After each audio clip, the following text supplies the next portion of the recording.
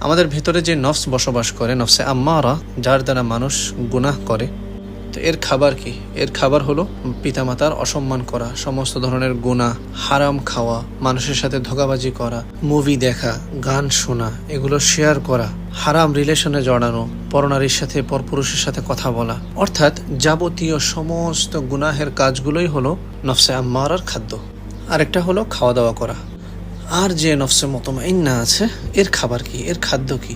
এর খাদ্য হলো 5 ওয়াক্ত নামাজ, তাহাজ্জুদের ইহতিমাম করা, মানুষের সাথে উত্তম ব্যবহার করা, পিতামাতার সাথে সৎ ব্যবহার করা, সময় অসময়ে কোরআন তেলাওয়াত করা, জিকির করা, অর্থাৎ আল্লাহ তাআলা খুশি হয় এমন সমস্ত কাজ করা। তো এখন থেকেই একটু একটু করে নফসকে কন্ট্রোল করার হিম্মত করুন এবং নফসে আম্মারাকে পরিশুদ্ধ করে নফসে মুতমাইন্না বানাতে হবে। ঠিক আছে না ইনশাআল্লাহ? জাযাকুমুল্লাহু খাইর। আসসালামু আলাইকুম ওয়া রাহমাতুল্লাহি ওয়া বারাকাতুহু।